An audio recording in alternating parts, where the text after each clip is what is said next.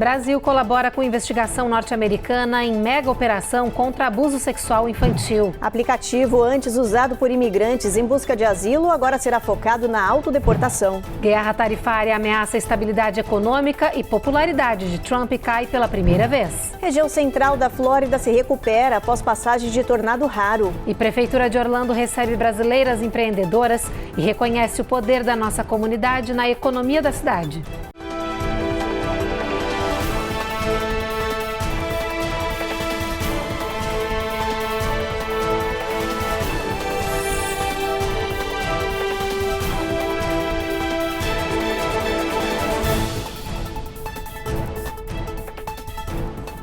Olá, boa noite. Boa noite.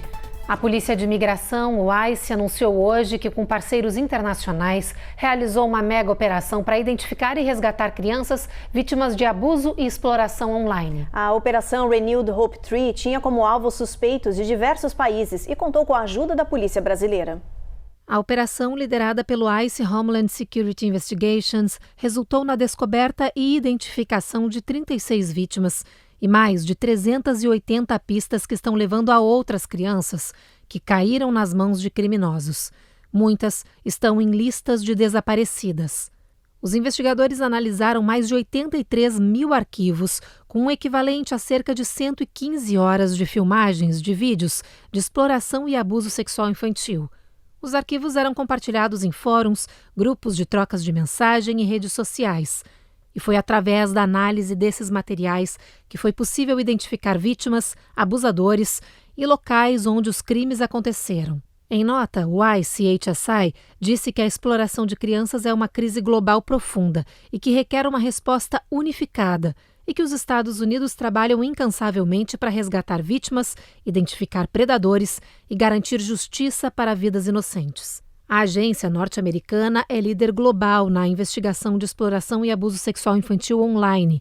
E só em 2024, seus esforços resultaram na identificação e resgate de 1.783 crianças vítimas e na prisão de quase 5.000 criminosos.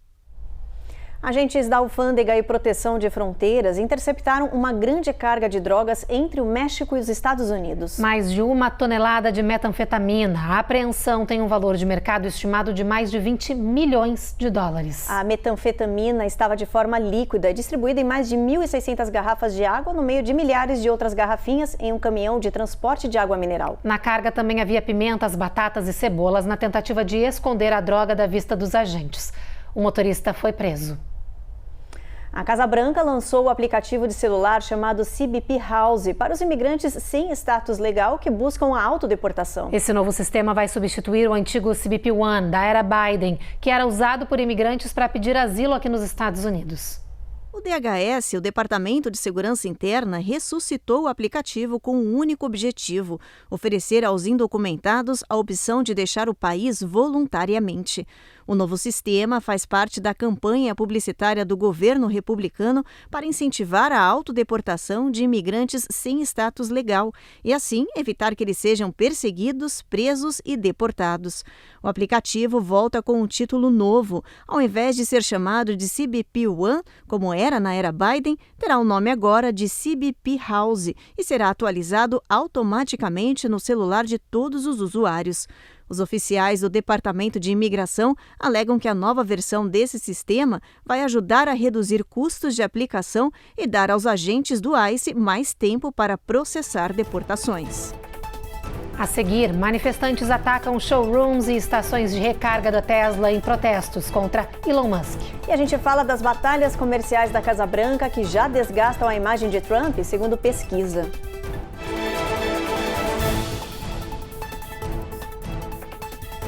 Américas no Ar. Oferecimento Uninter, a melhor faculdade para brasileiros nos Estados Unidos. Acesse uninteraméricas.com e inscreva-se já. Sendwave. Envie dinheiro para o Brasil sem taxas de envio. Aproveite $15 com o código promocional RECOR15 no seu primeiro envio. Ih, ô Evelyn, tá distraidão aí, tá vendo? Ih, que vacilo. Por que você não aproveita esse momento então para se inscrever aqui no canal, dar aquela curtida e deixar um comentário gostoso? A gente vai adorar, não esquece, né? Ativa o sininho, hein? Ativa o sininho.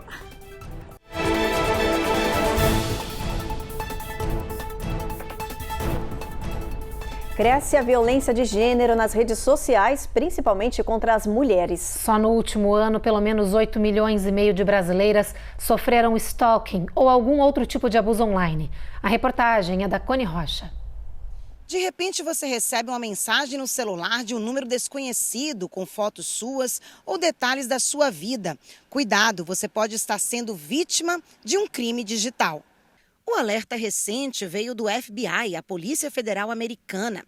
É cada vez maior o número de crimes violentos praticados pela internet, principalmente a violência de gênero, que é pouco citada, mas é uma preocupação crescente nas redes, que vem causando danos graves na vida das vítimas. Mulheres e meninas entre 10 e 17 anos são os alvos mais comuns de ameaças, assédio e ataques virtuais em redes sociais, plataformas de jogos e aplicativos. Dados mostram que entre 16% e 58% das mulheres já sofreram algum tipo de abuso digital.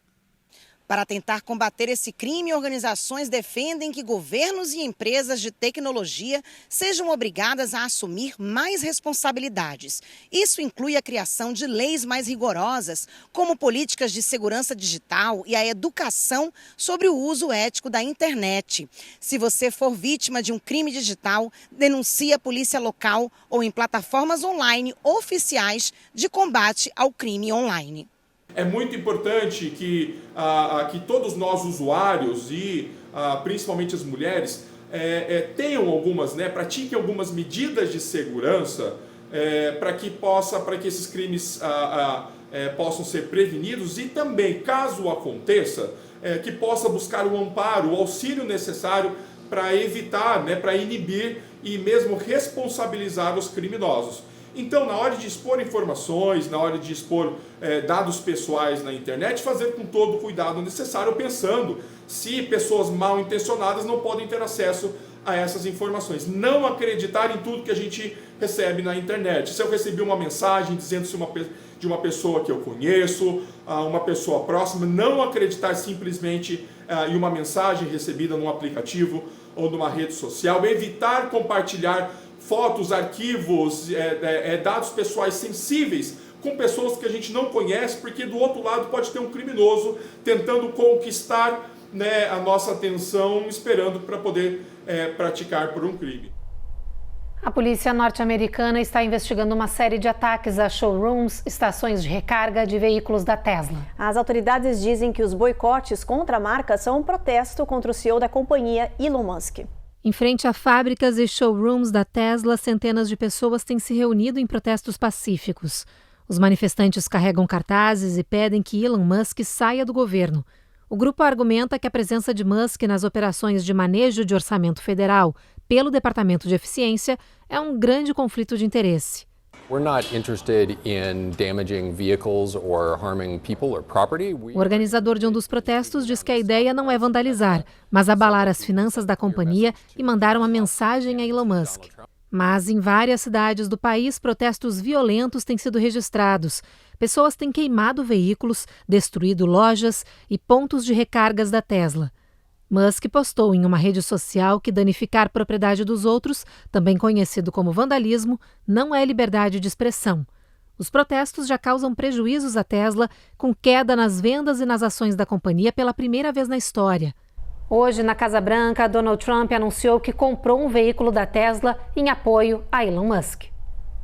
A declaração do presidente Donald Trump de uma possível recessão à vista assustou o mercado financeiro, investidores, comerciantes e a própria população. O medo é de que a guerra tarifária aumente os preços internos, alimente a inflação e leve a maior economia do mundo para uma crise econômica. O governo nega e alega um breve período de transição. O presidente americano foi perguntado se haveria recessão este ano no país. Em resposta, Trump disse que não era possível prever esse tipo de situação e afirmou que haveria um período de transição, mas com o objetivo de trazer a riqueza de volta para a América. I hate to predict things like that. There is a period of transition because what we're doing is very big. We're bringing wealth back to America. O mercado financeiro não gostou do que ouviu e reagiu com nervosismo. Há 2 dias, as bolsas de valores estão registrando quedas e intensa volatilidade por causa da incerteza com o futuro do país. O principal fator dessa instabilidade é o vai e vem da escalada de tarifas a produtos importados de países aliados, como o Canadá e o México, e as cobranças extras à China. Os países alvos já anunciaram tarifas retaliatórias que podem alimentar a inflação, desestabilizar os Estados Unidos e aumentar o custo de vida da população. Esse cenário negativo fez o índice de desaprovação do presidente Trump subir e atingir 48,1%. Economistas do Federal Reserve, o Banco Central Americano, também indicaram que aumentou a preocupação das pessoas com os gastos extras no bolso e a capacidade de pagar dívidas. Em resposta ao temor geral, a Casa Branca manteve a perspectiva otimista para o futuro, alegando que o país vai passar por uma pequena instabilidade controlada para depois atrair investimentos inéditos e gerar milhões de empregos no país. No Oriente Médio, Israel segue pressionando Hamas por um acordo de cessar-fogo com libertação de 58 reféns que ainda estão em cativeiro. Mas o governo de Jerusalém também está de olho na guerra civil na Síria, que pode facilitar a chegada de armas ao Hamas. Rogério Guimarães tem as últimas informações para a gente. A situação na Síria também preocupa o governo israelense. O país faz fronteira com Israel e a violência poderia se espalhar pela região. A Força Aérea Israelense atacou sistemas de radar e quartéis generais na Síria. Há o temor de que esses armamentos possam chegar às mãos de terroristas e coloquem em risco a segurança da população israelense. Na Síria, o governo anunciou uma comissão independente para apurar os casos de violência no oeste do país, que deixaram quase 1.000 mortos, segundo o balanço do Observatório Sírio para Direitos Humanos. As Nações Unidas também pediram o fim do sofrimento da população. A violência começou em 6 de março, com um ataque sangrento de apoiadores do regime deposto contra forças de segurança na região costeira de Latakia, onde se concentra a maioria alauíta, de onde vem o núcleo do presidente deposto Bashar al-Assad. De Tel Aviv, Rogério Guimarães para o Américas no Ar. No próximo bloco, guerra comercial entre Estados Unidos e Canadá intensifica tarifas e pode afetar consumidores nos dois países. E esta terça-feira marca 5 anos que a OMS declarou emergência global para a Covid-19.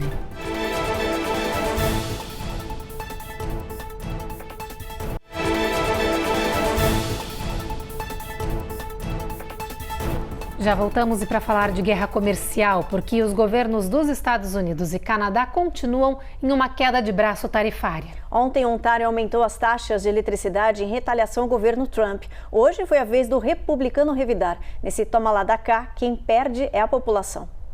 Era meio da tarde desta terça-feira quando Ontário anunciou que estava desistindo de aumentar a taxa de eletricidade para Nova York, Michigan e Minnesota. A tarifa extra, que poderia encarecer a conta de luz e afetar o bolso dos moradores desses 3 estados americanos, durou menos de 24 horas. If he continues with the aluminum and the steel, I just got off the phone with Minister LeBlanc. They will respond dollar for dollar, tariff for tariff. O premier de Ontário, Doug Ford, recuou da medida de retaliação logo após o presidente Trump dobrar as taxas para a importação de aço e alumínio do Canadá, atingindo um total de 50%. Essa decisão marca a mais recente escalada na disputa comercial entre os dois países parceiros. Trump disse que esse cabo de guerra vai servir de exemplo para outros países que pensem em retaliar os Estados Unidos a partir do dia 2 de abril, quando ele vai implantar novas tarifas de reciprocidade a vários produtos importados de diferentes países, incluindo o Brasil.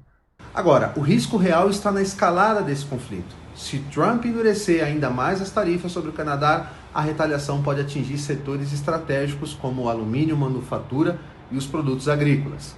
E isso vai afetar diretamente empregos e a economia americana. Ou seja, essa disputa não é apenas sobre a eletricidade, mas sobre até onde essa guerra comercial pode chegar.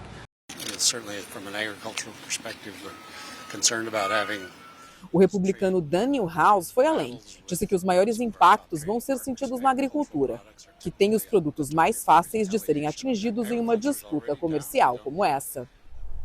Se você está pensando em comprar uma casa este ano, é bom ter em mente que os Estados Unidos enfrentam desafios significativos com preços elevados e hipotecas altas. Mas você sabia que existem diferentes opções de empréstimo que podem tornar esse sonho mais acessível? Nós preparamos uma reportagem especial sobre isso. O número de pessoas comprando casas caiu 4,6% em janeiro, segundo a Associação Nacional de Corretores. E os motivos são os velhos conhecidos: hipoteca alta, casas caras e instabilidade econômica. These are tough times for people. 81% dos aspirantes a proprietários dizem que a entrada de 20% do valor do imóvel é o maior obstáculo para realizar o sonho da moradia. Se a casa custar $390 mil, por exemplo, esse valor será de cerca de $80 mil. There are programs out there where people can get a 10% down payment, even a 3% down payment. Mas o economista Mark Hamrick explica que existem alternativas que as pessoas não sabem, com programas do governo que podem fornecer adiantamentos financeiros. Ele cita como exemplos a Administração Federal de Habitação, o Departamento de Veteranos, o Departamento de Agricultura em Áreas Rurais, o Departamento de Desenvolvimento Urbano e o Housing Choice Voucher Program.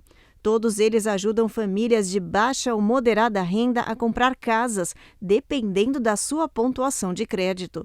Mas Mark lembra que com a entrada mais baixa, o restante da compra será financiado, o que pode significar parcelas mais altas. Por isso, é preciso prestar atenção antes de fechar o negócio. You're financing the rest of the purchase, so that means that your commitment for the financing is a bigger sum of money.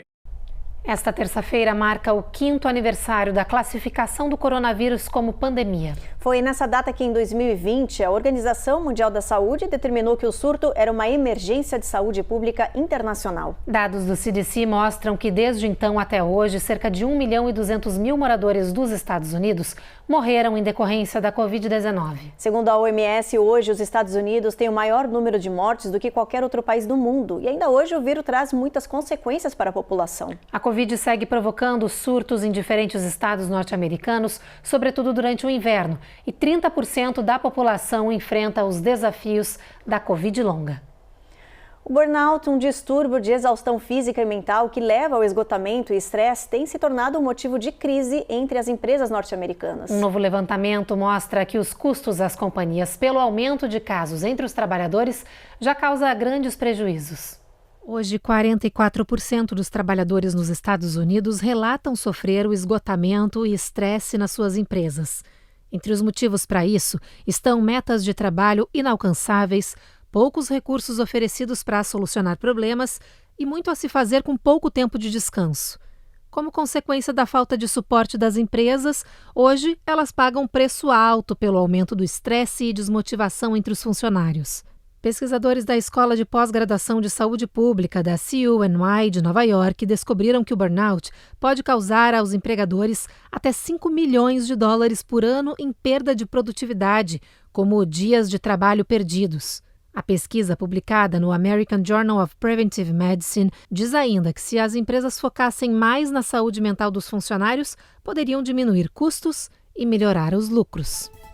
No próximo bloco, Flórida se recupera de passagem de raro tornado que causou muita destruição. E a gente mostra como empresárias brasileiras de Orlando estão trabalhando com a prefeitura para impulsionar a nossa comunidade na região.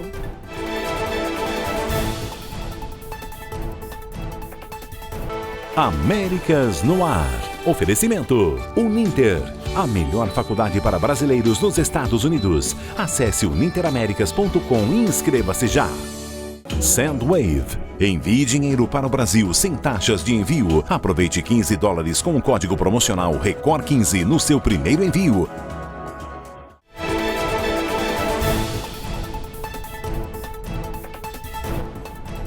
A primavera está chegando e a Estação das Flores começa a semana que vem aqui nos Estados Unidos, no dia 20 de março. Mas enquanto muita gente está ansiosa pelas flores e pelo clima mais quente, milhões de outras já estão em alerta para as temporadas de alergias.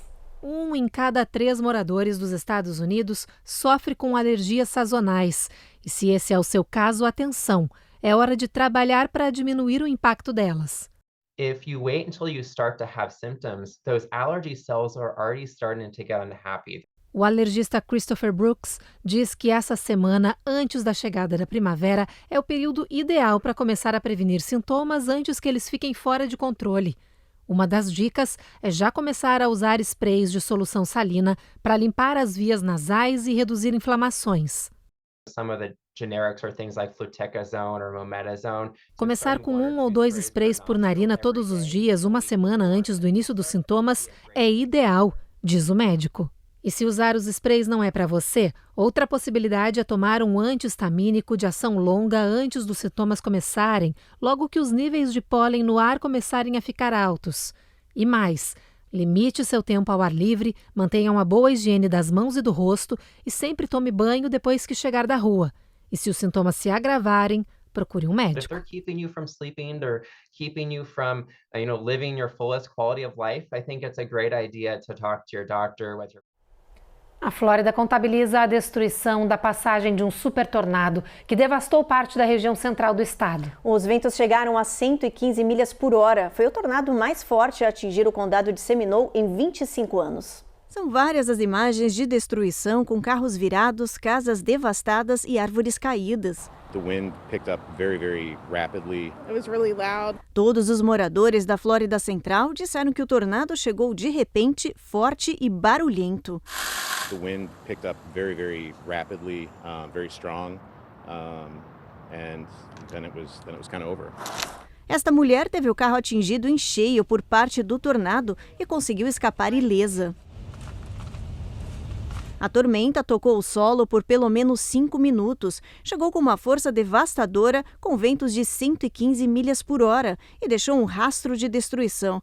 Foi o pior já registrado em 25 anos na região de Seminole. As autoridades disseram que o tornado teve a mesma velocidade de um furacão de categoria 2 ou 3. Não houve registros de mortos ou feridos. Ainda não foi divulgado também o saldo total do estrago provocado por esse tornado. Já chegou a hora da meteorologia, vamos dar uma checada nas temperaturas previstas para amanhã? Olha, Boston, Nova York, previsão de bastante sol, em Washington, máxima chegando a 64. Em Charlotte, máxima de 79 e 75 de temperatura elevada em Atlanta. Na Flórida, continua brilhando o sol ao longo de todo o dia em absolutamente todo o estado. Em New Orleans, previsão de sol entre nuvens, assim como em Houston, onde a mínima bate 62. San Antônio, a gente tem sol entre nuvens com mínima de 55, máxima de 88 graus. El Paso, o sol vai brilhar o dia inteiro, com máxima de 69 graus Fahrenheit nessa região. Albuquerque, a gente já tem tempo encoberto, mínima de 37, máxima de 62. Phoenix tem previsão de chuva ao longo de todo o dia. Los Angeles, o mesmo cenário, com mínima de 49 graus. Las Vegas, a gente tem tempo encoberto. São Francisco também vai chover nessa região aí da Califórnia, mínima de 44, máxima de 56. Em Orlando, na Flórida, brasileiras empreendedoras estiveram na prefeitura para o encontro com autoridades locais. A ação reforça o compromisso do município em apoiar e reconhecer o impacto das estrangeiras na economia, além, claro, de abrir espaço para novas parcerias. A visita das brasileiras empreendedoras na sede da Prefeitura de Orlando fez parte das celebrações do Mês da Mulher na Flórida. Essa foi a primeira vez que o grupo teve a chance de conhecer de perto todos os setores da administração municipal da cidade mais popular entre os brasileiros e que também é uma das que mais recebe investimentos estrangeiros vindos do Brasil. A comitiva, composta por 10 mulheres empreendedoras, foi recepcionada por Luiz Martinez, diretor de Relações Multiculturais, que ressaltou a importância de valorizar a liderança e a presença feminina no Central Florida. Para as participantes, a visita institucional reforçou o compromisso da Prefeitura em apoiar e reconhecer o impacto das mulheres estrangeiras na economia e na sociedade, abrindo caminho para futuras parcerias e eventos voltados ao crescimento e à representatividade feminina na cidade de Orlando. Além de organizar a visita à sede da Prefeitura, o Grupo Mídia América também homenageou mulheres empreendedoras e líderes de destaque na cidade. Nós, mulheres, a gente tem o nosso papel principal e muito mais estando aqui, né, num outro país, sendo acolhido por uma outra cultura, por outras leis e estar aqui prestando o trabalho, ou apoio, ou serviço comunitário, é muito importante.